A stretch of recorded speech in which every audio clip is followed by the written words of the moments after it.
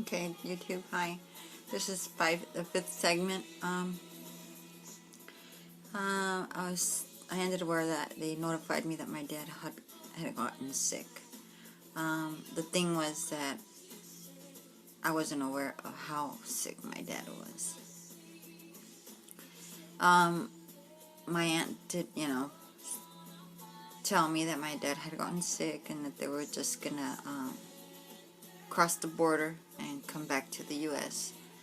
So I was unable to see my dad. So that night it was just, I felt, I felt horrible for some reason. I just, worried, but then I'm like, well, no, everything must be okay, nobody's told me anything bad, they just said my dad got sick, and my dad had health issues for years. So, the following day, nobody had gone to see me. My husband hadn't gone, and I was having an issue. He had left me a cell phone. But it was, since I hardly ever even used the cell phone, and inside the hospital, well, it wasn't, allowed. So, I just started having this, anger and frustration. And, thinking, well, I've been here, like 3 weeks already, and they do nothing. And, I just felt like, they just had me there, so the nurse, tells me about not being able to use a phone, and I just snapped, and I said, you know what, I am sick and tired of this place, and you know what, I'm leaving. I'm gonna get out of this place, and doctors came, and the hospital director, and they're telling me, ma'am, your condition is not well, it's not safe for you to release yourself. And I mean, I didn't feel sick to a point. I was basically just there, but I wasn't like in pain or that I couldn't breathe or anything like that. The pain in my stomach for the gallbladder was, basically gone. So I was, I just had that, that sense that I needed to get out, Well, they had everybody talk to me, and they said, you know what, we're going to send you today to TJ, and, So I guess that kind of, they notified my husband. My husband comes, and, and the thing is that they convinced me, to be sent to TJ. So when I am taken in the ambulance to TJ, and I arrived there, they put me in this area. Let me explain to you. It's like a big, wide open area, and there's beds against all four corners. Well, basically 3 corners of that area. It's a mix of men, women, and they're set up. There's like a little triage area in the middle where all the doctors and nurses are at. So it's just like, they look around, and there's no curtains, there's nothing, or you're just there, So I was like, what is this, I mean, because my experience the first time, I wasn't aware. I wasn't, I didn't see anything, I saw myself, I basically knew about myself and what was around me when I woke up, a couple days after all my situations, and I was already in a room. So when I saw that, it was just like, what is this, right?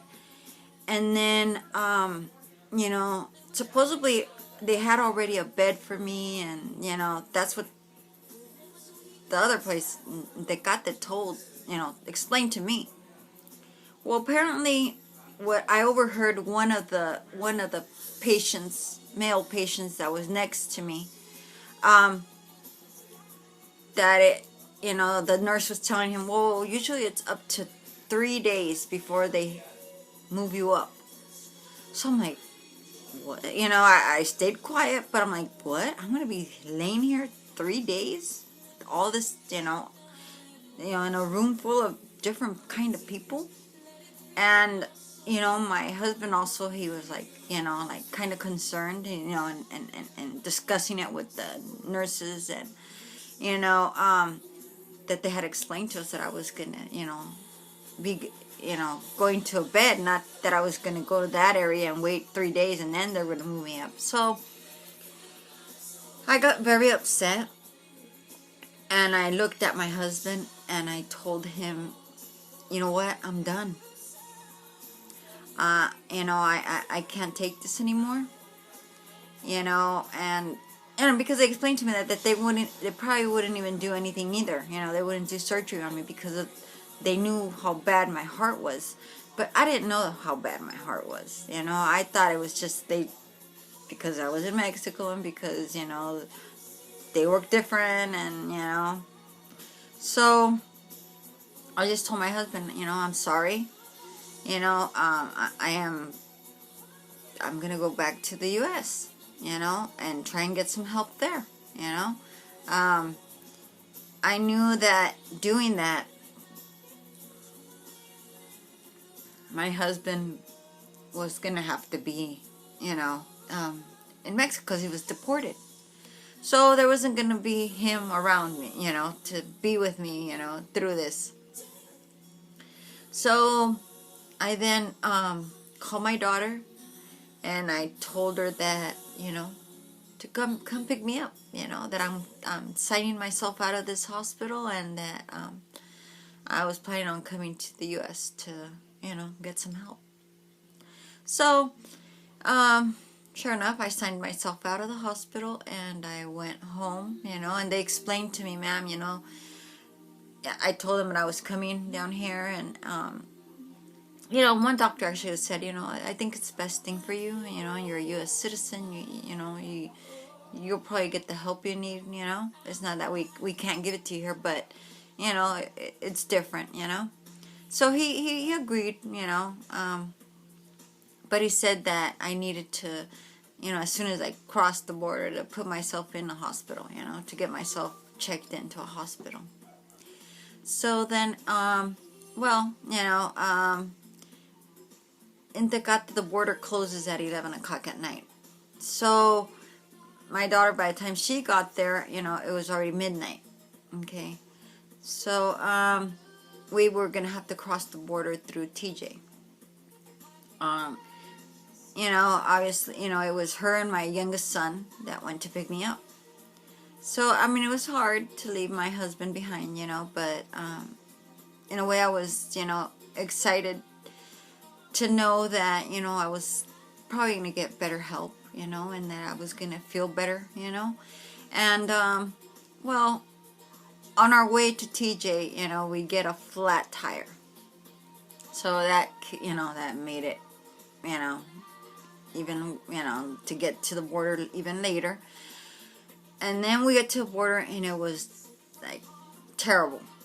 We didn't end up crossing the the Otay border till, like, I believe it was 5 o'clock in the morning. And my daughter had to go work at 8 or 9 o'clock in the morning. So she was still going to bring me to Orange County because I wanted to be checked into the UCI Medical Center.